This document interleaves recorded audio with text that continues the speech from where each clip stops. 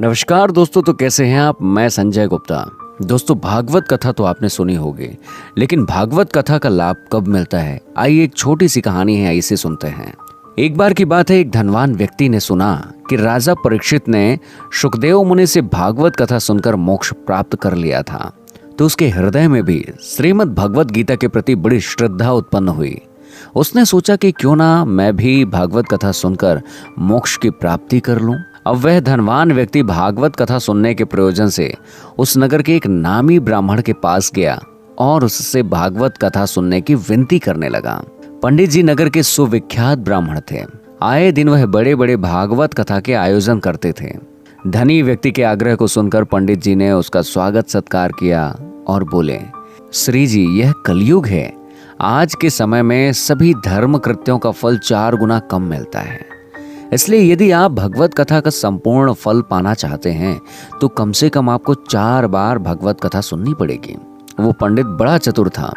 वह 4 बार भागवत कथा कराने के बहाने भरपूर दान दक्षिणा पाने का इच्छुक था।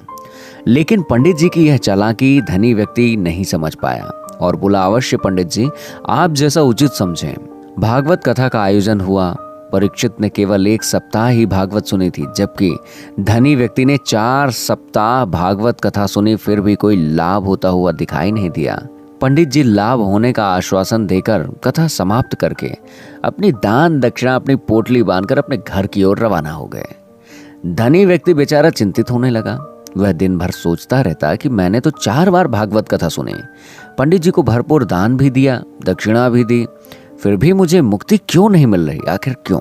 तभी एक दिन की बात है, उसी नगर में एक पहुंचे हुए संत का आगमन हुआ।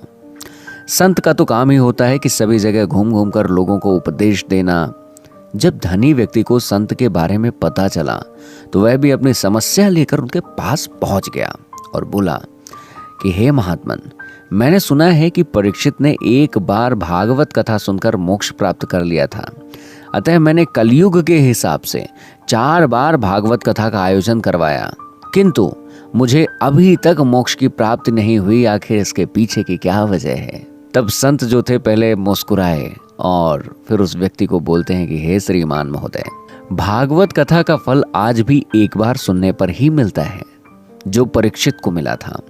लेकिन यह निर्भर करता है सुनने और सुनाने वाले की मनः स्थिति पर। क्या आपकी कथा में सुनने और सुनाने वाले की मनः स्थिति राजा परीक्षित और वीतराग शुकदेव जैसी थी? धनी व्यक्ति को बात समझ में नहीं आई, अतः उसने पूछा कि वह कैसे महाराज। तब संत महाशय बोले, क्या आपको नहीं मालूम कि राजा परीक्षित को उन 7 दिनों में केवल मृत्यु दिखाई दे रही थी और वीतराग शुकदेव मुनि भागवत कथा उन्हें केवल उनके कल्याण अर्थात मृत्यु भय से निवारण के लिए सुना रहे थे, ना कि अपने लोभ और ना ही अपने लालच की पूर्ति के लिए। बस यही कारण है कि आपको 4 सप्ताह की भागवत भी मोक्ष ना दिला सकी, जबकि राजा परीक्षित ने 1 बार ही सुनकर मोक्ष प्राप्त कर लिया था। दोस्तों, यह बात सुनकर उस धनवान व्यक्ति को काफी आश्चर्य हुआ।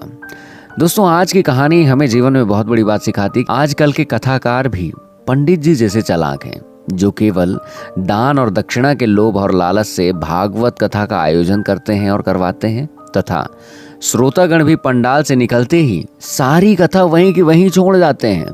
और कुछ लोग तो कुछ अच्छी बातें याद भी रखते हैं, तो कुछ लोग मनोरंजन और दूसरों को सुनाने के लिए याद रखते हैं। दोस्तों, ज्ञान थोड़ा भी क्यों ना हो, अगर वह अमल में लाया जाए तो आपको महान बना सकता है। इसके विपरीत अगर बहुत ज्यादा ज्ञान है और वह अमल में ना लाया जा सके तो वह निरर्थक है। जैसे कि रावण 4 वेदों का प्रकांड विद्वान और ब्राह्मण होते हुए भी अपने दुष्ट कर्मों की वजह से मारा गया। दोस्तों, ये बातें आपको कैसी लगी? यह छोटी सी कहानी यदि आपको पसंद आई हो तो इस वीडियो के लिए एक लाइक, कमेंट और शेयर